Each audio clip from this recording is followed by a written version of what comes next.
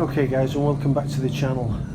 Bit of a strange video today. I've been watching a few videos on YouTube regarding British classic bikes. So we've got a plethora of bikes that are emerging in the British market that pertain to be British classics, or people who handcraft a British classic are looking at these particular bikes because it brings back a sense of heritage and a sense of Britishness that we had in the 60s, late 50s, 60s, maybe early 70s, where Britain was making and exporting bikes around the world before the invasion of the Japanese bikes into the UK and American market, which, the same as cars, Nissan, Toyota, etc., or Datsun as they were known back then, crept under the radar and really took over the market with their excellent engineering and build quality. So, looking at a few videos I've been watching recently online, I was tempted to make this video and get out to you guys to get your ideas and thoughts on what you deem to be a reborn classic, or a true bloodline linear classic from the bygone days of British motorcycling. Now, you can see I'm riding the Super Meteor 650 at the moment. I would say this is a step away from the classic line that Royal Enfield have done, in so much as their die-hard looks of the original Bullet, etc., that they have produced for many years. So I would say that the market for classic bikes is a growing market, certainly in Europe, and maybe even in North America as well. There seems to be a market worldwide for modern classics that hark back to a different time and period. But is the Royal Enfield brand, or the Royal Enfield bikes that they're producing at the moment, are they classics in the sense that we want a British classic bike? So I'll take you on a bit of a journey along the lines of some of these bikes and what I think and my perceptions of them. And I think that because Royal Enfield continued under license in India, making the Bullet, especially for the Indian Army and the domestic market, under license from Royal Enfield as a subsidiary in India, apart from the manufacturing plant in Redditch, I would say that the Royal Enfield line has a continuous operation and a continuous base for building Royal Enfield bikes right back to the early Royal Enfield bikes, putting it at the oldest bike company in continuous production in the world. So the heritage and the bloodline are certainly there, especially with modern manufacturing now and modern R&D that's been done in the UK with RS engineering for the frames and design and development of engines, etc. Now, what I would say is that there's been a plethora of, I would say, clones or copy bikes that have been made in recent years.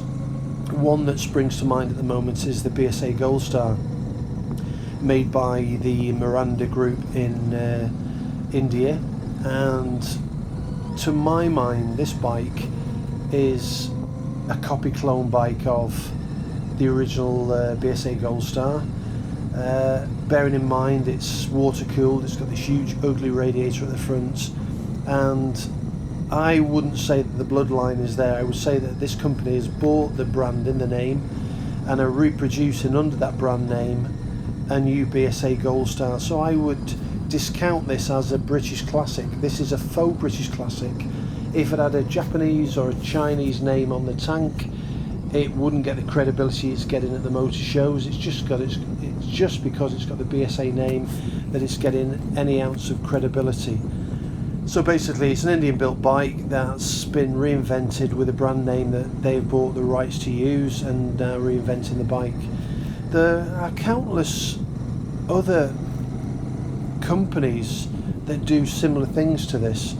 One that springs to mind in the car manufacturing world would be VW. Now, most of you will know that the Beetle was discontinued in Europe a long time ago, but the rights were sold to a subsidiary company in Mexico to carry on producing the VW Beetle, and they did for a long time, using the tooling that was shipped from Germany to make the VW Beetle in Mexico. And popular it was. It's a very popular car, sold in the shed loads, and sold for many years.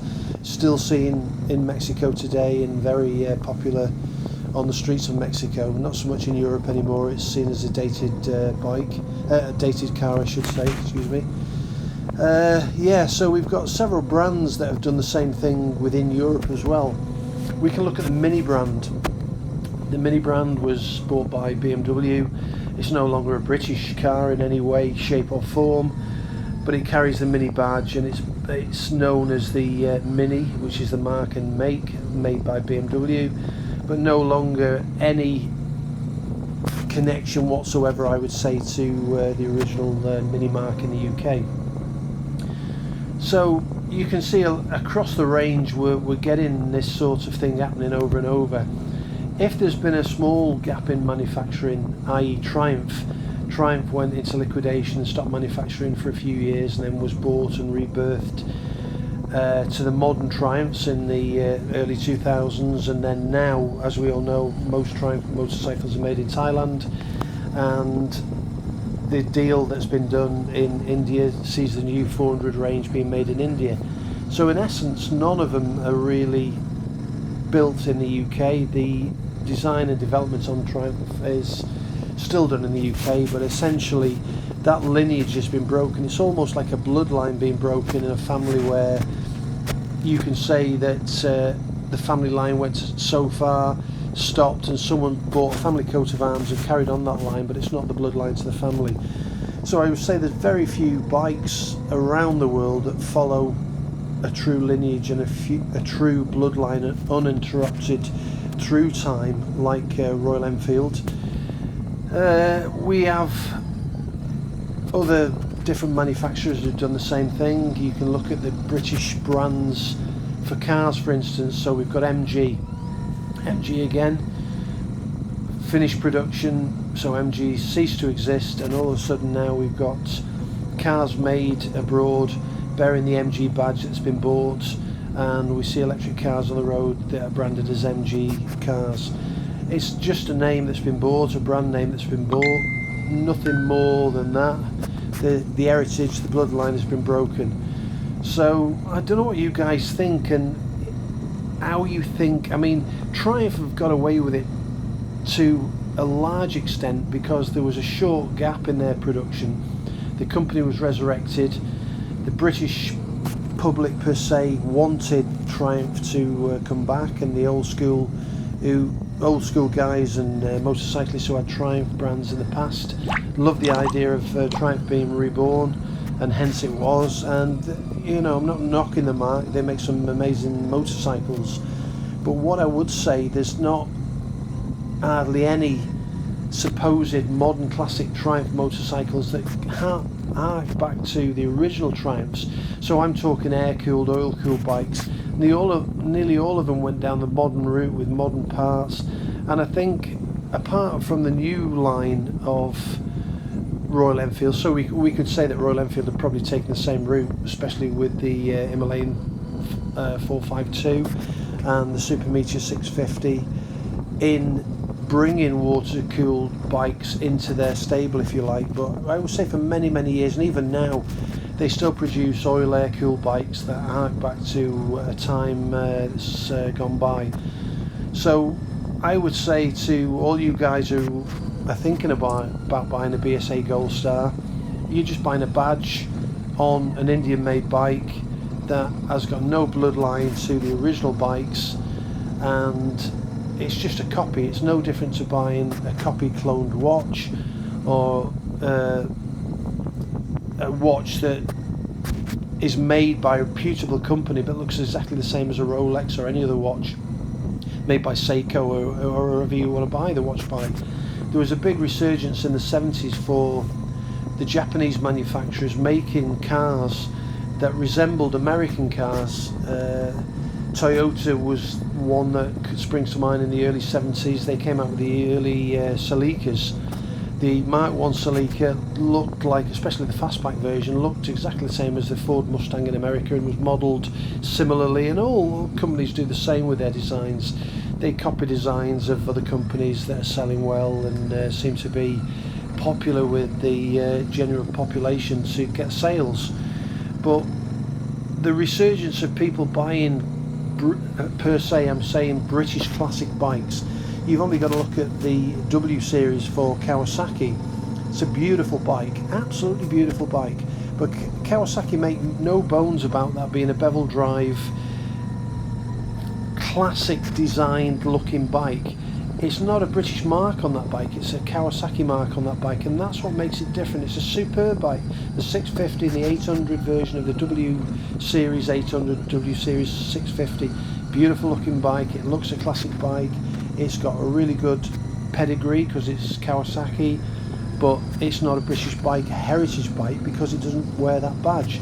Now, if Kawasaki had bought BSA and released a bike with the BSA logo, again, it still wouldn't be a British bike, it would have the BSA logo, but it would have gone a lot further than Kawasaki branding their own brand on the W Series bikes and selling them. So I don't know what your ideas on this are, guys, or what you think, but I think that the bikes I've had from Royal Enfield have a bloodline that goes back to the early Royal Enfields of the 50s and 60s, and previous to that, even the Flying P or whatever it was called in the Second World War that was dropped out of planes. Royal Enfield's got a fantastic British heritage that worked alongside the British manufacturers in India to have the exact same bikes built under license, and the Indian companies, although they've changed hands, the bike has never ceased production and it's continued to be produced. So give me a like, give me a thumbs up, leave your views on this. I mean, what do you think about the BSA 650 Gold Star single cylinder Miranda made Indian bike with a BSA badge on? Is it a British classic bike, or is it an Indian bike wearing a UK badge, a British badge? We can say that about the Royal Enfield, but I've just said previously that the lineage is there with Royal Enfield. It is a British bike that was made under license in India and carried on being made once the Redditch factory went into liquidation, so there's no gap in production. So yeah, controversial, guys. Is a badge worth more than a copy bike? Do you buy a bike because you hark back to a period where you had a BSA, so you'd like another BSA? There's other bikes being made in Europe, the Vincent and all the rest of it are being resurrected, but they're not the same bike, they're not the same company, it's just a badge and a name. If Rolex suddenly went bust and in 10 years time Seiko bought the Rolex brand, would it have the same appeal? Tudor, again owned by Rolex, if Tudor went bang and Casio bought the Tudor brand and started making watches, would it have the same appeal? I just don't know, guys.